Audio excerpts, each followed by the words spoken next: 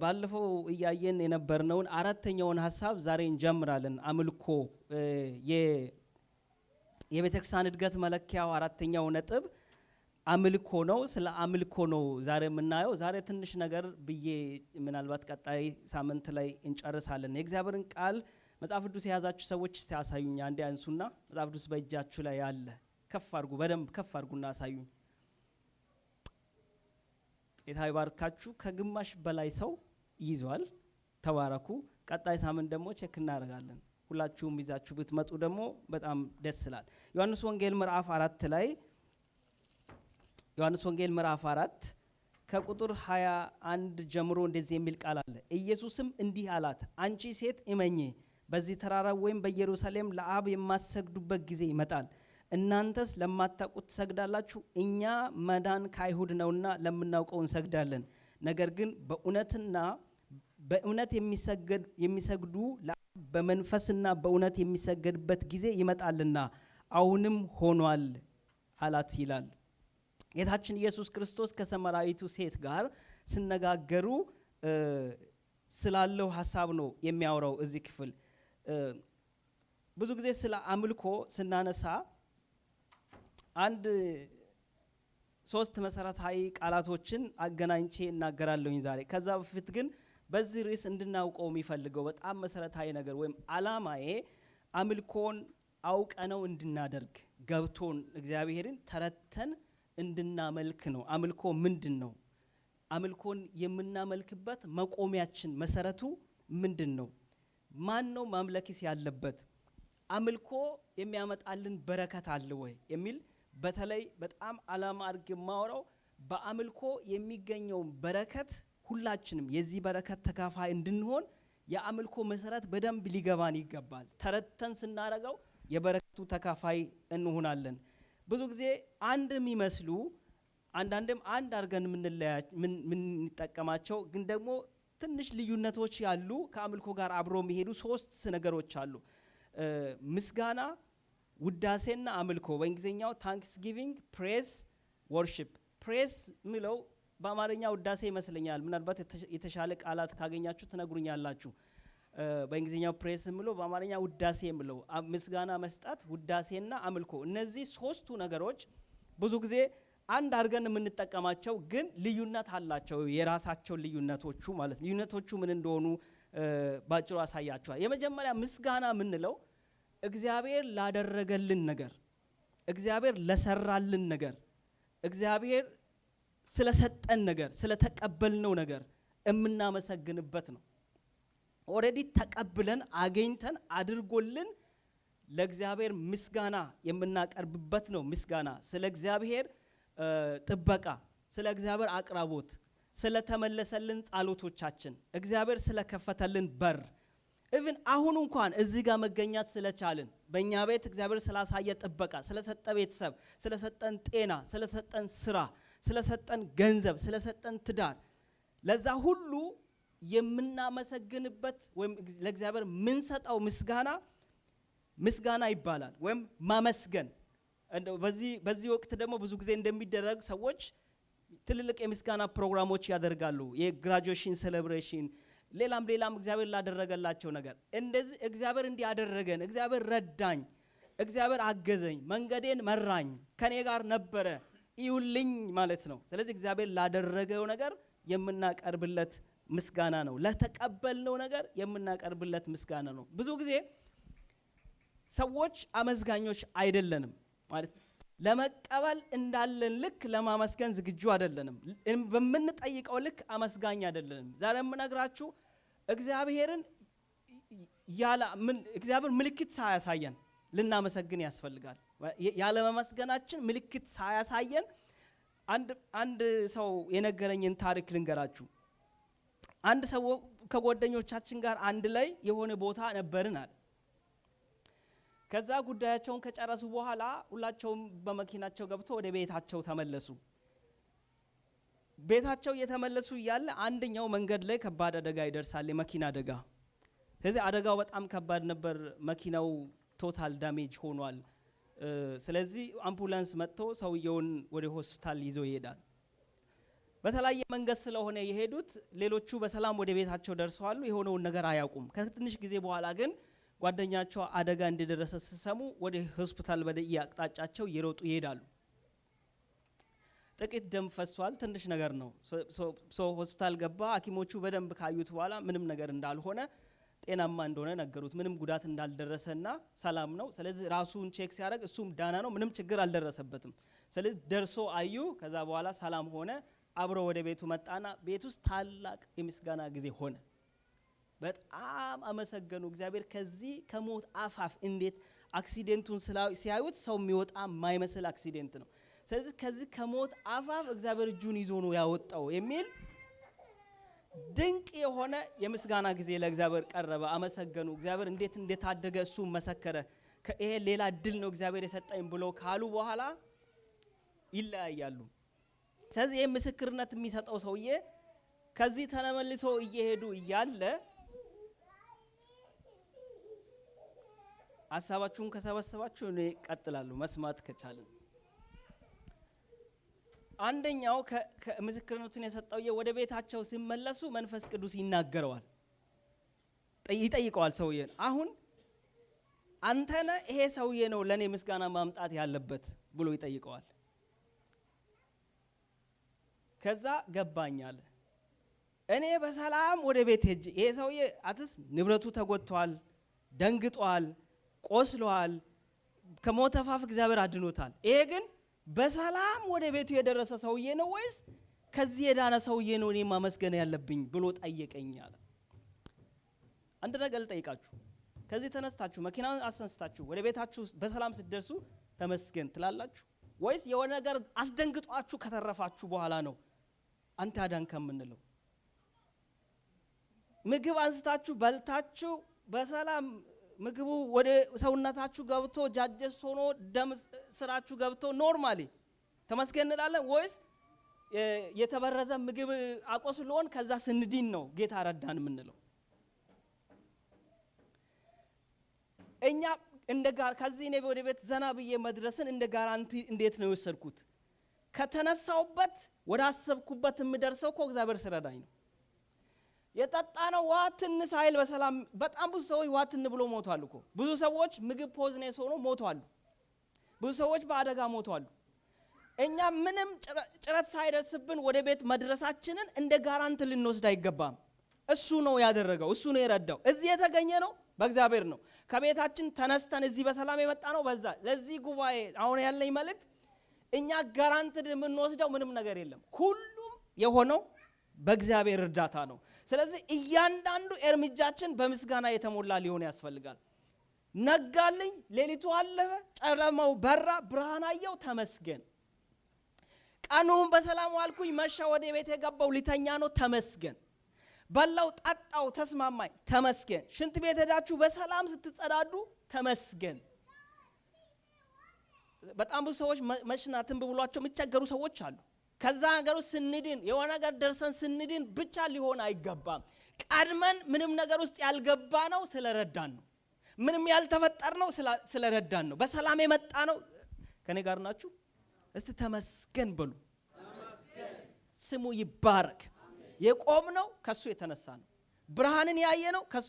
ሰውነታችን፣ አይናችንን፣ እጃችንን፣ እግራችንን ስናየው ዘና ብለን እጃችን ታዞ መሄድ የቻል ነው። እግራቸው መነሳትም ያሉ የተቸገሩ ሰዎች ከኛ ምን የተለየ ነገር አለ? ከዛ ስንዲን ብቻ ሰርፕራይዝ ልንሆን እግዚአብሔር ያድነናል። ስንታመምም ያድነናል፣ ከአደጋ ደርሶም ያድነናል። ነገር ግን እኔ አዳንኩ እኮ ብሎ እስኪናገረን ልንጠብቅ አይገባም። አድኖናልና ስጩሁና ተመስገን በሉ። ምስጋና ለተደረገልን ነገር የምናቀርብለት ነገር ነው። ውዳሴ ደግሞ በምስጋናና በአምልኮ መካከል ያለ ነገር ነው። ማለት ምስጋና ላደረገልን ነገር ማመስገን ነው ብያለሁ። ባደረገልን ነገር ላይ ቤዝድ ሆኖ ስለ እግዚአብሔር ማንነት፣ ስለ እግዚአብሔር ስለ ራሱ ማንነት፣ ስለ አደራረጉ እግዚአብሔርን ማድነቅ ነው። በጣም ቬርባል ነው። ብዙ ጊዜ ውዳሴ መዘመር ሊሆን ይችላል። እዚህ ጉባኤ ውስጥ እየጮኻችሁ መናገር ሊሆን ይችላል። ሳትጠየቁ አንተ መሐሪ ነህ ብሎ መጮህ ሊሆን ይችላል። ብዙ ጊዜ በዚህ የሚገለጽ ነው። ውዳሴ። የዚህ ሀገር ሰዎች በጣም የተባረኩ ናቸው። በዚህ ጉባኤያቸው ላይ ተገኝታችሁ ከሆነ የዚህ ሀገር ሰዎች yes yeah you are እያሉ ነው የሚሰሙት። የእግዚአብሔርን ቃል ሲሰሙ even yes he is ዝም ብሎ አይሰሙም። ፕሬስ ማለት ይሄ በቃ እየተደነቁ እግዚአብሔርን ማድነቅ። ለምሳሌ እግዚአብሔር ማራችኋል፣ አቤት እግዚአብሔር ሆይ ማርከኝ ብሎ ማመስገን። እግዚአብሔር ሲፈውስ አቤት ፈወስከኝ ብሎ ማመስገን። በሂደት ግን ፈዋሽነቱን ስናረጋግጥ አንተ ፈዋሽ ነህ፣ ውዳሴ ይሄ ነው። አንተ መሐሪ ነህ፣ ለምን ደጋግመህ ስትምረኝ አይቻለሁ። አንተ የምትረዳ ነህ፣ ደጋግመህ ስትረዳኝ አይቻለሁ። አንተ ይቅር ባይ ነህ፣ ደጋግመህ ይቅር ስትለኝ አይቻለሁ። ማንም ይሉንታ ሳይዘኝ አጠገቤ ላይ ያለ ሰው ምን ይለኛል ሳልል በነፃነት አንተ ታማኝ ነህ ብዬ መጮህ መቻል አለ። እስቲ ጩና እግዚአብሔር ታማኝ ነው በሉ። እግዚአብሔር ታማኝ ነው። እግዚአብሔር የሚረዳ አምላክ ነው። አንተ ረዳት ነህ። አሁን ሰዓት የለኝም። ቤት ስትሄዱ አንብቡ ባካችሁ። መዝሙረ ዳዊት 103 ሙሉ ምዕራፉን አንብቡ። ነፍሴ ሆይ እግዚአብሔርን ባርክ ብሎ ይጀምርና መጨረሻ ነፍሴ ሆይ እግዚአብሔርን ባርክ ብሎ ይዘጋል ዳዊት። በጣም ብዙ ነገር ነው የምናገረው። በታማኝነት አንብቡ። እኔ እዚህ ለማንበብ ነበረ ግን ሰዓት ለመጠቀም ያህል ምስጋናውን አትርሺ ይላል። ከበረከቱ የሚያጠግበውን እስቲ ከበረከቱ አጠገበን በሉ። ዳዊት ነፍሱን ያነጋግረዋል። ባርኪ፣ ዝም አትበይ፣ ባርኪ፣ አጠግቦሻል ከበረከቱ፣ ምሕረቱን አላጎደለብሽም፣ ባርኪ፣ ምስጋና አትርሺ። እንዳልተቀበለ ሰው አትሁኝ። ራሱን ይሞግታል። ታማኝ የሆነ ፈዋሽ የሆነ አዳኝ የሆነ ማሪ የሆነ በየቀኑ በቤታችን የምናየው ምሕረቱን ነው። በየቀኑ የምናየው ቸርነቱን ነው። በየቀኑ የምናየው ተአምራቱን ነው። ስለዚህ ታማኝ ነህ አንተ፣ ተአምራት ራጊ ነህ ብዬ ባልል ትክክል አይሆንም። እስቲ አሁንም ጩሁና አንተ ታማኝ ነህ በሉ። አንተ ታማኝ ነህ። እኔኛ ጉባኤ ቢለመድ ደስ የሚለኝ ነገር ሁለት ነገር ነው። አንደኛ yes you are እያለ የሚሰማ ጉባኤ ቢመጣ፣ እግዚአብሔር ማር ነው yes he is፣ ይቅርባ አዎ ይቅርባ አይነህ እያለ የሚሰማ ጉባኤ። አንዱን ልንገራችሁ። ሌላኛው ሁለተኛው እኔ አንድ ጉባኤ ሄጄ አንድ ያስደነገጠኝ ነገር ልንገራችሁ። ፓስተሩ መድረክ ላይ ቆመና አንድ ክፍል እናነባለን አለ። እኔ መጽሐፉን ለመክፈት እያልኩኝ ነው። ቀና ስል ጉባኤ በሙሉ ቆመዋል። ከዛ ሲገባኝ ለካ እዛ ቤት ቁጭ ተብሎ አይነበብም መጽሐፍ። ቃሉን እናነባለን ከተባለ ሰው ሁሉ ይነሳል። በጣም ቀን ነው እውነት። የእግዚአብሔር ቃል ሲነበብ ቁጭ አይልም። ቤቱ ላይ የተለመደ ነገር ነው። እኛናም ቤት ቢሆን ደስ ይለኛል። እግዚአብሔር መሐሪ ነው። እግዚአብሔር ይቅር ባይ ነው። ዕብራውያን ምዕራፍ 13 ከቁጥር 15 እንደዚህ ይላል፣ ስለዚህ ዘወትር የምስጋናና የመስዋዕት ይኸውም ለስሙ የሚመሰክር የከንፈሮችን ፍሬ በኢየሱስ አማካይነት ለእግዚአብሔር አቅርቡ። በደንብ ሰምታችኋል። ደግሜ ላንብብ። ስለዚህ ዘወትር የምስጋናና የመስዋዕት ይኸውም ለስሙ የሚመሰክሩ የከንፈሮችን ፍሬ በኢየሱስ አማካይነት ለእግዚአብሔር አቅርቡ። ምን የሚያደርግ? ለስሙ የሚመሰክር የምን ፍሬ? የመናገር ማለት ለስሙ ዝም ብሎ የሚናገር፣ ስለ ስሙ ዝም ብሎ የሚናገር የሚመሰክር። እሱ አዳኝ ነው፣ በጠየቅም ባይጠየቅም ቢያገባውም ባያገባውም የሚናገር ለእግዚአብሔር አምጡ ይላል። ስሙ ይባረክ። ሶስተኛው አምልኮ ነው። አምልኮ እግዚአብሔርን የማክበር የማምለክና ለማንነቱ የመገዛት ተግባር ነው። ከሶስቱም በጣም የጠለቀው ነው አምልኮ። እግዚአብሔርን የማምለክ የማመስገን ለእግዚአብሔር የመገዛት ተግባር ነው። አምልኮ በጣም ብዙ ጊዜ እንደምናውቀው አምልኮ መዘመር አይደለም። አምልኮ ከመዘመር ያልፋል። ወይም ደግሞ አምልኮ ይሁድ እዚህ መተን ተሰብስበን ከፕሮግራም ከጀመርንበት ፕሮግራም እስክንጨምር የምናደርገው ነገር አይደለም። ማለት ያ ነው፣ እሱ አይደለም እያልኳችሁ ያ ነው። ከዛ ግን ያልፋል። አምልኮ ከመዘመር ያልፋል። አምልኮ በጣም ጥልቅ የሆነ ነገር ነው። አምልኮን በደንብ ገልጸን ለመናገር ዕውቀታችንም አይፈቅድም። ከዕውቀታችንም በላይ ነው። ማድረግ የምንችለው ነገር አይደለም። በተገለጠልን ግን ስናየው አምልኮን ትንሽ ጣለቅ አርገን እንድናይ ፈልጋለሁ በዚህ ጉዳይ በተለይ ቆመን ምናመልክበት መሰረቱ ምን እንደሆነ በደንብ እንድንረዳ ፈልጋለሁ። ብዙ ጊዜ እንደዚህ በጋራ በመናመልክበትና በመንዘምርበት ጊዜ እኔ በጣም ከሚገባኝ ነገር አንቱ እግዚአብሔርን ስታመልኩት ስታመሰግኑት እግዚአብሔር ወደናንተ የሚመጣበት መንገድ አይታወቅም። አንዳንድ ጊዜ ፍጹም ማይቋረጥ ደስታ ሆኖ ውስጣችሁ ላይ ሊፈስ ይችላል። አንዳንድ ጊዜ በጣም ሰላም ሆኖ በውስጣችሁ ሊፈስ ይችላል። ነገር ግን አንድ ነገር ልንገራችሁ፣ በእግዚአብሔር ፊት እያመለካችሁ ወደ እግዚአብሔር እየተቃረባችሁ ስትሄድ በህይወታችሁ ዘመን ፈጽሞ ሴንስ አርጋችሁ ወደ ማታቁበት ኤክስፒሪያንስ ነው የምትሄዱት። ማለት እንደባለፈው የማትሉት ማለት የዛን ጊዜ እንደገጠመኝ ማትሉት በህይወታችሁ ገጥሟችሁ ለመጀመሪያ ጊዜ ሴንስ ወደ ምታደርጉበት የደስታ ሙላት፣ የሰላም ሙላት፣ የረፍት ሙላት፣ የፈውስ ሙላት፣ የበረከት ሙላት የሚያስገባችሁ ነገር ማለት ነው። ልክ በጌታ ፊት እንደሆናችሁ ሲሰሙ እግዚአብሔር በዙፋኑ ያንን አምልኮ ለመቀበል በሚንቀሳቀስበት ጊዜ በውስጣችን የሚያልፍ ልዩ በረከት።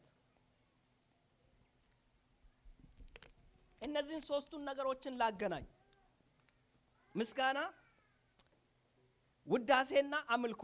አንዳንድ ሰዎች ይሄንን ከብሉይ ኪዳኑ ድንኳን ጋር ያገናኙታል። እንደምታውቁት ድንኳን 3 ክፍል አለው። ውጪው ቅዱሳኑና ቅድስተ ቅዱሳኑ የሚባል መቅደሱም እንደዛው ነው። 3 ነገሮች ከነዚህ ጋር የሚያገናኙበት መንገድ አለ። አንድ የመጽሐፍ ቅዱስ ታሪክ ሊውሰድና በምሳሌ ላሳያችሁ። ለምሳሌ ዳንነታችን እንኳን ብናነሳ ኢየሱስ ክርስቶስ አዳነን። ስላዳነን የምናመሰግነው ምስጋና አለ። ስላዳነንበት መንገድ አዳዳኑ ደግሞ ሌላ ነገር ነው። እኔ አንድ መጽሐፍ ቅዱስ ምሳሌ ዘኍልቍ ምዕራፍ 11 ላይ ከቁጥር 18 ጀምራችሁ ስታዩ እግዚአብሔር ለእስራኤላውያንን ስጋ መገበ የሚል ታሪክ ነው ያለው። እስራኤላውያን ስጋ ተመኙ ግብጽ ላይ ነበረው። ስለዚህ እግዚአብሔር መገባቸው። በዛ ክፍል እግዚአብሔር ስጋ ሰዎቹ ስጋ ናፍቋቸዋል። ስለዚህ አውረመርሙ ስጋ ጥያቄ እግዚአብሔር ስጋ ሰጣቸው፣ ስጋ በሉ። የሚቀጥለው ምንድነው? ስጋ ሰጠህን ተመስገን ነው አይደለ? ውጪው ማለት ነው፣ የውጪው ፓርት ነው። እግዚአብሔር ስጋ ሰጥቷል፣ በልተዋሉ፣ ጠግቧሉ። ስለዚህ ለስጋው ተመስገን። ምስጋና መስጠት ማለት እግዚአብሔር ላደረገልን ማመስገን ነው አይደል ያልኩት? ስለዚህ ስጋ ስለበሉ ማመስገን ማለት ነው። ከዛ ወደ ቅዱሳኑ ሲገባ wait a minute ስጋ ነው የበላ ነው? አዎ። የት ነው ያለ ነው? ምድረ ባዳ። ስንት ሰው? 600,000 እግረኛ፣ ምናልባት ሴቶችና ህፃናትን ጨምሩ እሱ ላይ በምድረ ባዳ ላይ 600,000 እግረኛ። እግዚአብሔር ሲናገር እንደዚህ አለ፣ ለአንድ ወር እስኪ ሰለቻችሁ በአፍንጫችሁ እስኪወጣ ትበላላችሁ ነው ያለው። ለአንድ ወር እስኪ ሰለችን አፍንጫችን እስኪ ባላ እስኪ በአፍንጫችን እስኪ ሞላ ለአንድ ወር በላና ከየት መጥቶ?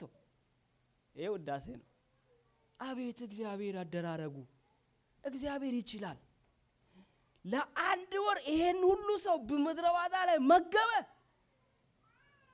እስቲ ውዳሴ ነው በሉ። አሁን ወደ ውዳሴ ስትመጣ ትረሳዋለህ። አበላሉን በልተሃል፣ መብላቱን ትረሳለህ። አሁን የሚገርምህ እንዴት እንደመገባ ነው። መብላቱ እንዴት እንደመገባ አደራረጉ ይገርማል።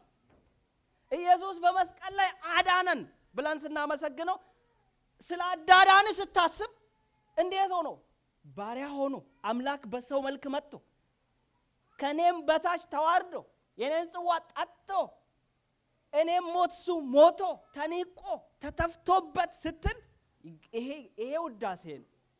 ቅዱሳኑ መግባት ማለት ነው። ከዛስ በላን ተመስገን፣ አቤት የመገበን መንገድ ተመስገን። ከዛስ ወደ ቅዱስተ ቅዱሳኑ ስትገባ ምጠብቅ ማን ነው? ራሱ ይሄ የመገበህ አምላክ፣ ራሱ የተደነከው አምላክ። እሱን ስታየው ቃል አይኖርም፣ አታወራም፣ ድምፅ አልባ ትሆናለህ፣ በደረትህ ትደፋለህ። በቃ ምንም መግለጽ ወደ ቅዱስተ ቅዱሳን ከተገባ የምታየው እሱን ካየ ሰው ይፈዛል። የክብሩ ግርማው ውበቱ ብርሃኑ አያናግር፣ ቋንቋ አይገልጠውማ። እነዚህ ሰዎች በምድረ በዳ እንጀራ በሉ። አበላላቸውን ሲደነቁ ራሱ በሲና ተራራ ላይ ወረደ።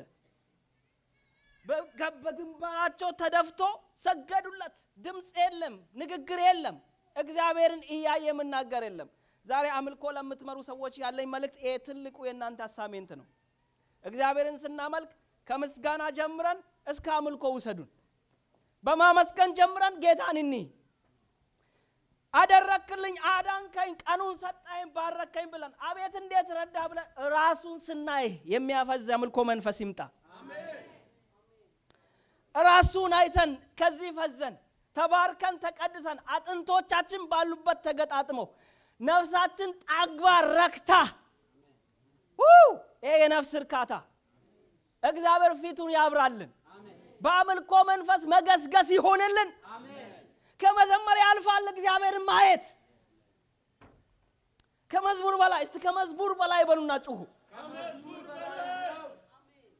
አምልኮ ከመዝሙር በላይ ነው። እግዚአብሔርን ማየት ነው። እግዚአብሔር ይሄንን መስዋዕት ሊያሸት ሲመጣ ሰማይ ምድሩ ሲንቀጠቀጥ አይታዋል፣ ይታያል። ስንዘምርለት ከልብ ስንዘምርለት ከመንፈስ እየዘመርናት እያደነቅ ነው ስንሄድ እግዚአብሔር ያንን ለማሽተት ሲመጣ የፊቱ ብርሃን በላያችን ላይ ሲበራ እግዚአብሔርን ስና የመጨረሻው ጥግ ድምፅ አልባ መሆን ነው። እንደ ሞትኩ ሰው ሆንኩ አለ። ወደ ቅዱስተ ቅዱሳኑ መግባት ይሁንልን።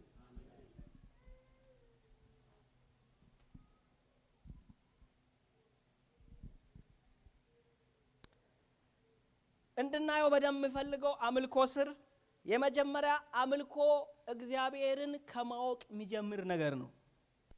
በደንብ እንድናየው የምፈልገው ነገር አምልኮ እግዚአብሔርን ከማወቅ የሚጀምር ነው። ሁለተኛ አምልኮ እግዚአብሔርን የህይወታችን ማዕከል ማድረግ ነው። ሴንተር ኦፍ አወር ላይፍ።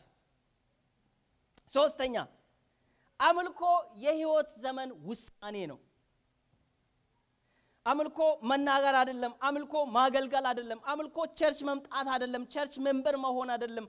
አምልኮ የህይወት ዘመን ውሳኔ ነው። መጨረሻው አምልኮ የህይወታችንን ምርጥ ለእግዚአብሔር ማቅረብ ነው። offering our best። እግዚአብሔርን ማወቅ በሚለው ትንሽ ነገር ልበልና ጨርሳለሁ። ቀሪውን ሳምንት እናያለን። በዚህ ዓለም በጣም የሚገርመኝ ነገር ልንገራችሁ። በዚህ ዓለም የዚህ ዓለም ህግ ማለት ነው ማንኛውንም ነገር ባወቃችሁት ቁጥር ይቀልባችኋል። ማንኛውም በደንብ ባወቃችሁት ልክ ክብር አይኖራችሁ። ሩቅ ሆኖ የተመኛችሁት ነገር እጃችሁ ከመጣ ቀላል ነው የሚሆነው። የመጀመሪያ ምሳሌ ልንገራችሁ። ኢትዮጵያ ውስጥ ሆናችሁ አሜሪካን ስታዩና እዚህ ስንመጣ ምን አለን? ሁላችንም ለእናንተ ተዋለሁ። እዚህ ዓለም ላይ እጃችሁ ገብቶ በደንብ ካወቃችሁ ውስጡ ላይ ከገባችሁ ክብሩን ይዞ የሚቆይ ነገር የለም። እግዚአብሔርን ግን ባወቅነው ልክ በተጠጋነው ልክ ክብር ይጨምራል። እግዚአብሔርን በጣም ሰዎች ካወቁ እግዚአብሔር በጣም ራሱን ከበራላቸው ሰዎች በቃ ሌላ ናቸው። በጣም ክብሩ ይጨምራል።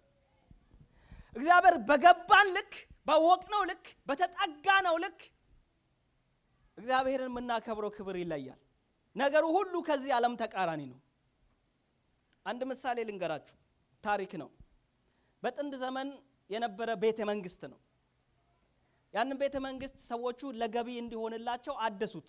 ደብቆ ሸፍነው አደሱትና ለጉብኝት ክፍት ተደረገ። 4 ሰዎች ከተለያየ አገር ተመለመሉና ለመጀመሪያ ጊዜ ይህንን ጉብኝት እንዲያደርጉ ጥሪ ተደረጉ። ስለዚህ 4ቱ ሰዎች መጡና አስጎበኙ። በባስ ውስጥ ይዞ ቦታው ላይ አደረሰና ፓርክ አድርጎ ወረዱ። ከዛ ውጪውን ያዩታል። ግቢውን ፓርኪንግ ላይ የተወሰኑ ግቢ ቢልዲንጎች አሉ። ግቢው ላይ ዞሮ በደንብ አዩና ምክንያቱም የድሮ ስለነበረ ያንኑ መልክ ለማስቀመጥ ነው የተፈለገው። ስለዚህ በጣም ደሳሳ ጎጆ ነው። ፓርኪንጉ አያምርም። ሳር የበቀለበት ነው። በቃ እንደነበረ ማስቀመጥ ስለነበረ አላማው አዩና ከመካከላቸው አንደኛውን አንተ ስራይን ጨርሰሃል፣ ከዚህ በላይ እንድታይ አልተፈቀደልህም፣ ወደ መኪና ተመለስ አለና ሶስቱን እናንተ ተከተሉኝ ብሎ ወደ ውስጥ ይዞ ገባ። ወደ ውስጥ ይዞ ሲገባ በፍጹም ያልጠበቁት ነገር ሆነ። ቤቱ በሙሉ የሚያንጸባርቅ ነው። በጣም አስደንጋጭ ነው። ሰማዩ ምድሩ መስታወት ነው። በወርቅ ቅብ ነው። ንጉሱ የሚቀመጥበት ቤተ መንግስቱ መቀመጫው እያንዳንዳቸው እንደገቡ ጸጥ ነው ያሉት። ለምን? ውጪውን አይተው እንደገቡ ቤቱ እንደዛ መሆኑን አላመኑትም። ለረጅም ጊዜ አፋቸውን ሳይዘጉ አፋቸውን ከፍተው ቤቱን ያዩታል።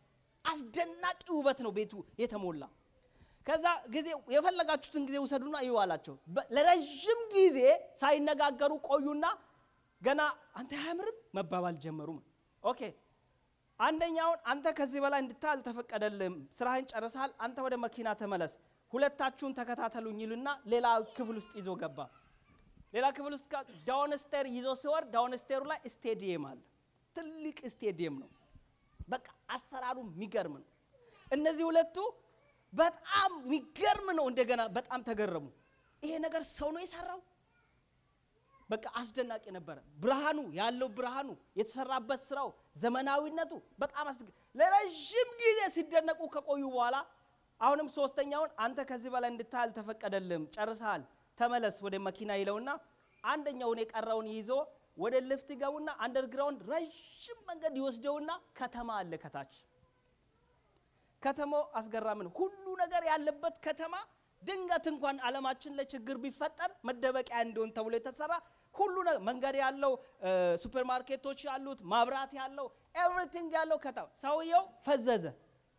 ይሄ ነገር ማየው በዚህ ዓለም ነው? አዎ በዚህ ዓለም።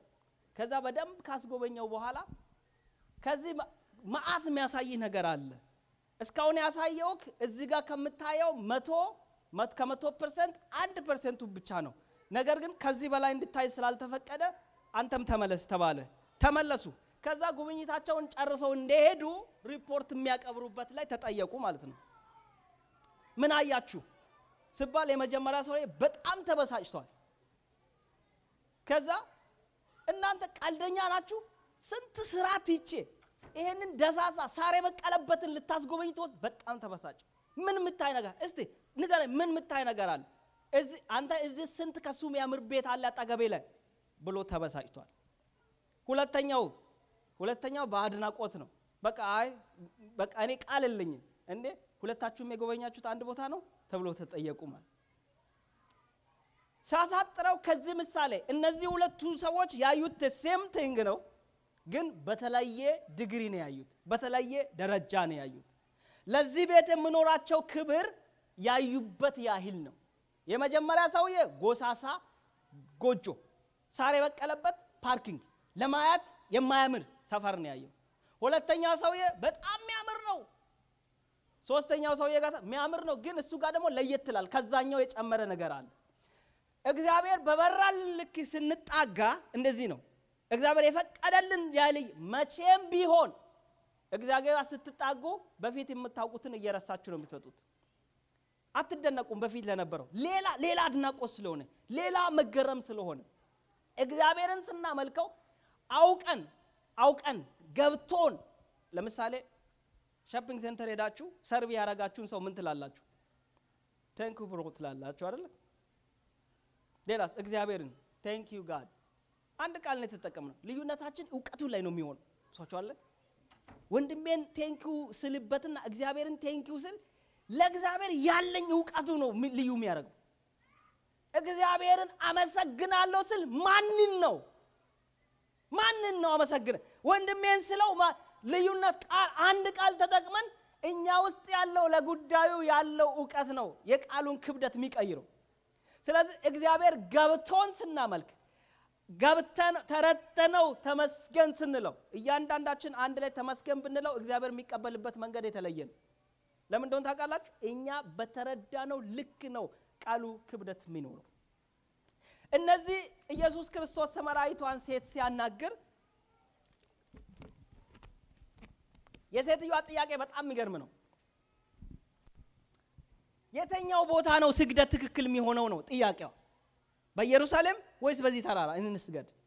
አልተገናኘችም ከኢየሱስ ጥያቄ ጋር። ኢየሱስ ግን ምንድነው የሚለው? አንተ ንገረን እባክህ ነው ጥያቄው።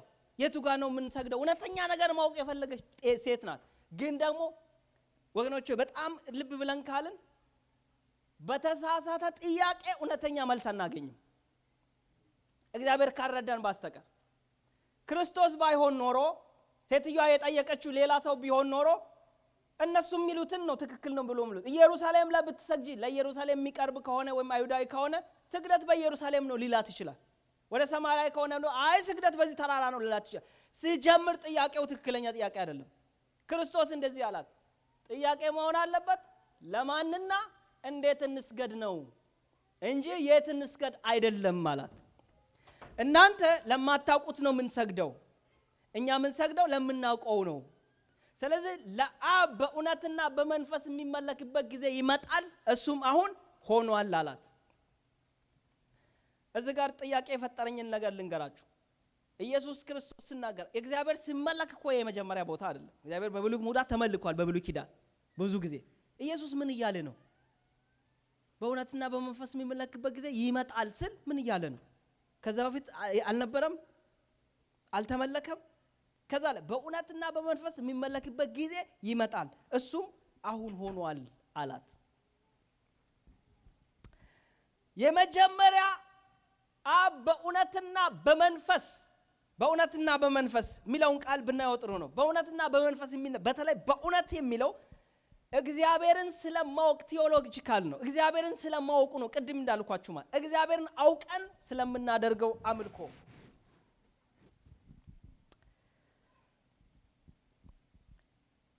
ሰዓታችን በጣም ሄዷል። እንግዲህ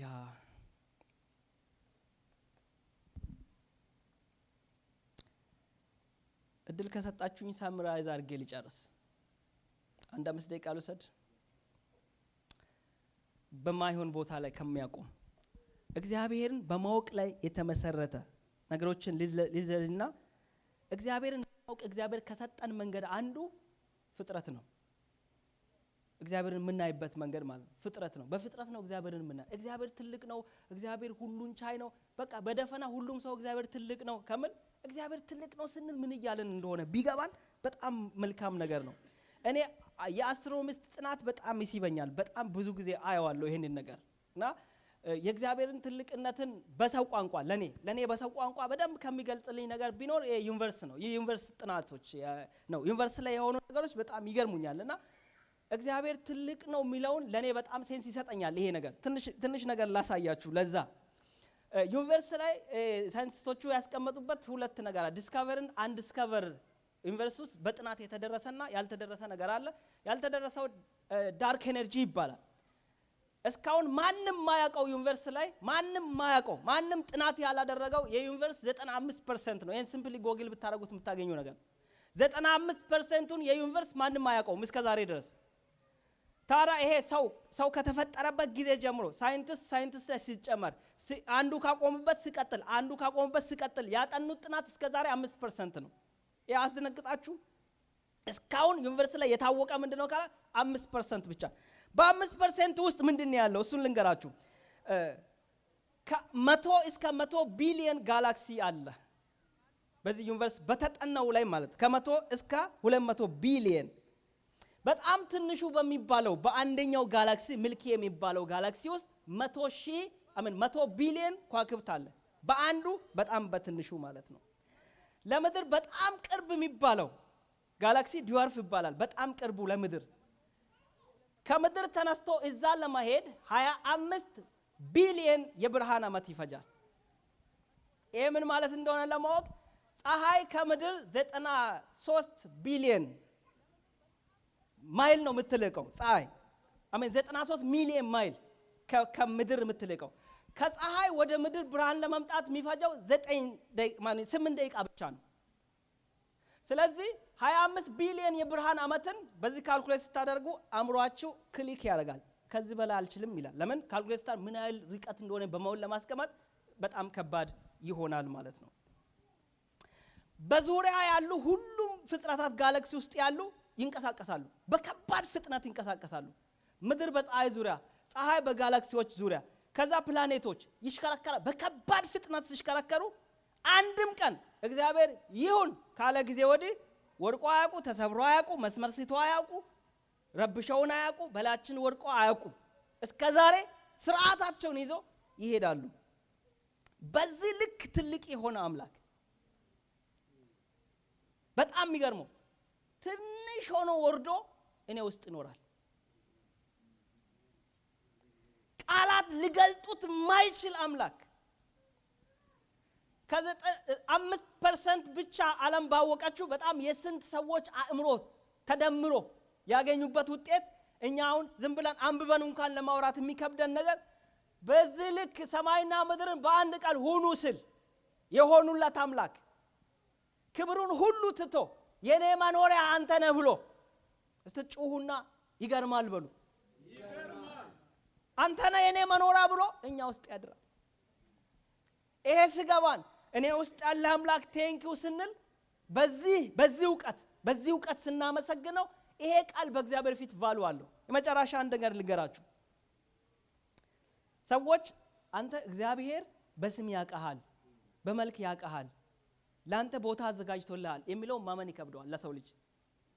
ለምን መሰላችሁ? እኔ ክላርክስቴን ነው የምኖረው። የክላርክስቴኑ ጎቨርነር አያቀኝም። ቢያቀኝ በጣም ደስ ይለኛል። መንገድ ብሬ እንዴት ነህ ብለኝ ደስ ይለኛል በጣም። ለምን ባለስልጣን። ከዛ አለፍ ብሎ ምናምን ሴናተሩ የጆርጂያ ሴናተር ሰላም ብለኛ ቤት የሚመጣ እኔ ሁላችሁንም የሚጠራ ይመስለኛል። ይሁንልኝ ሚሊ እውነቴን ነው። አታረጉም ምን አረግ ይመስለኛል። ምክንያቱም በቃ ትንሽ ነን እኛ ትንሽ ነን። እግዚአብሔር በመልክ ያቀሃል አንተ ሲባል ማመን ይከብደዋል። እኔ አንድ ነገር ልንገራችሁ። እኔ ልጆች አሉኝ። እንደው የፈለገ ነገር ቢሆን ልጄን ምረሳ ይመስላችኋል? የፈለገ ነገር ቢሆን ማለት ነው የት ነው ያየውክ የሚል ይመስላችኋል? እግዚአብሔር እኛ ልጆቻችንን ከምናውቀው በላይ እኛን በግል ያቀናል። እግዚአብሔር የት ነው ያየው የሚል ይመስላል? እስቲ አይልኝ በሉ። እኔ ልጄን እስካራሳው ድረስ እግዚአብሔር እኔን አያሳኝ።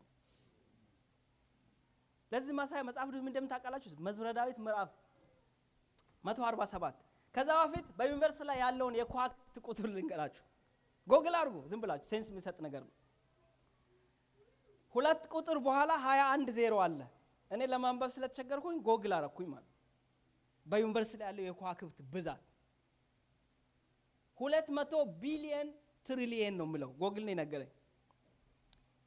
ከሁለት በኋላ 21 ያለው ቁጥር ማለት። የዓለማችን ህዝብ ብዛት ስንት ነው? አሁን ለ8 ሳንቲም ቢሊየን ነው። በፍጹም ማይጣጋ ቁጥር። ያንን ግን መጽሐፍ ቅዱስ የእግዚአብሔርን ቃል ታምናላችሁ አይደል? የእግዚአብሔር ቃል ምለውን ልንገራችሁ። መዝሙረ ዳዊት 47 ከቁጥር የከዋክብትን ብዛት ያውቃል እያንዳንዱንም በስም ዋው ከዋክብትን እኮ ነው። እኔን ልጁን እንዴት በመልክ ያቀኝም? እንዴት በቃ በፐርሰናል ኢንፎርሜሽን በአድሬሴ እንዴት እስቲ ያቀኛል በሉና ጩሁ። ያቀኛል። ከዋክብት በብዛት እንኳን አልከበዱትም። በብዛት ያንን ሁሉ ከቆጠረ 8 እኮ ምንም ትንሽ ናት። 8 ቢሊዮን ከከዋክብት ቁጥር አንፃር በጣም ትንሽ ቁጥር ነው። እግዚአብሔር በስም ያቀናል። ልረሳን በማይችል ሁኔታ በእጁ ይዞናል። ይሄ ሲገባን እግዚአብሔርን እያመለክን ዘመናችን ብንጨርስ አይበዛበትም። ጩሁና እስቲ አይበዛበትም በሉ።